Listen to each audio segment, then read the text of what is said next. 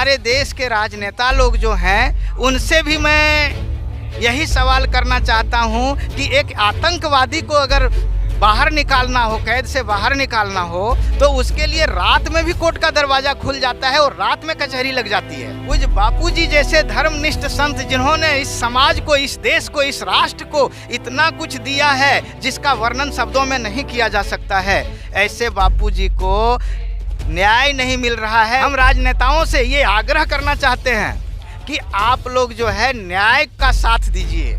हमारे बापूजी के साथ अन्याय हो रहा है, उन्हें न्याय नहीं मिल पा रहा है। आरोप प्रत्यारोप करके और झूठे केसों में फंसा करके और उनको जेल के अंदर भेजा गया है। आरोपों में 1% भी सत्यता नहीं है, ये निराधार बेबुनियाद आरोप है। उन्होंने जो सत्य का छाप छोड़ा है वो साधकों के हृदय में है, वो कभी मिटाया नहीं जा सकता है, भुलाया नहीं जा सकता है, इसलिए हम लोग खींचे खींचे चले आते हैं। मेरा नाम रामदेव कुशवाहा, मैं गिरिडीह झारखंड से हूँ। कितने सालों से जुड़े हो संत आसाराम? बापूजी से मैं लगभग 22 वर्षों से जुड़ा हुआ हूँ। 22 सालों से जुड़े हो। ये जो बापू पे आरोप लग रहे हैं, आसाराम जी बापू करीबन 7.5 साल से जोधपुर की जेल के अंदर बंद, उनको आजीवन कारावास तक की सजा हो गई, क्या कहोगे उसके विषय? बापूजी को आजीवन कारावास हो गया, इसके बारे में तो बहुत कुछ कहा जा सकता है, लेकिन मैं यही कहना चाहता हूँ कि 1300 वर्षों में वैलेंटाइन का प्रचार पूरे भारत में हो पाया था और बापूजी ने एक मुहिम चलाया जिसका नाम है मातृ पितृ पूजन दिवस।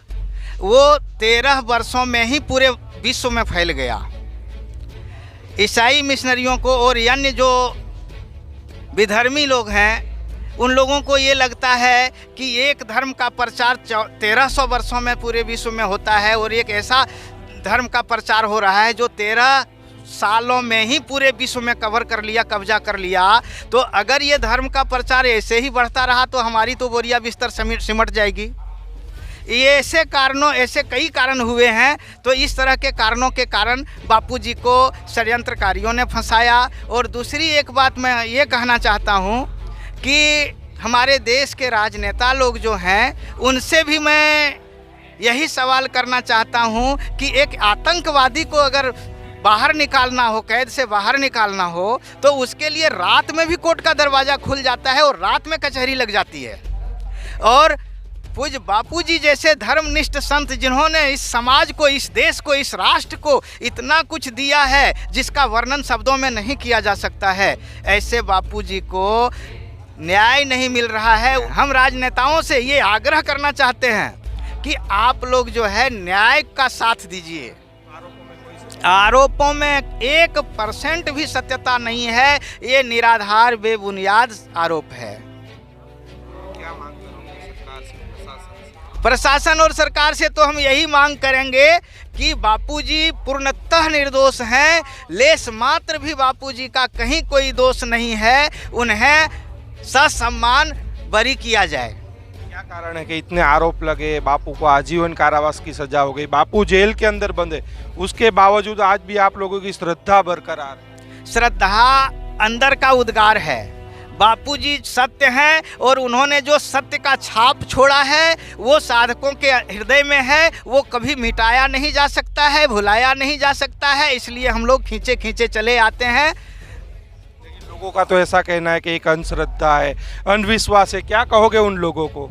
उन लोगों से तो मैं ये निवेदन करूंगा कि आप श्रद्धा और श्रद्धा में अंतर करना पहले सीखिए कि श्रद्धा किसको कहते हैं। जहाँ गीता का ज्ञान दिया जाता है श्रद्धावान लभते ज्ञानम, उसको अगर अंधश्रद्धा कहेंगे वो लोग, तो हम कहेंगे कि आप अपना दिमाग का इलाज कराइए। और क्या कहूँ उनके बारे में, ये अंधश्रद्धा को अंधश्रद्धा कहते हैं और वैलेंटाइन डे मनाने वालों को कहते हैं ये तो फैशन है, ये सच्चाई है। तो उनको अपना दिमाग, अपना विचार बदलना चाहिए, दूसरा क्या कहूँ उनको।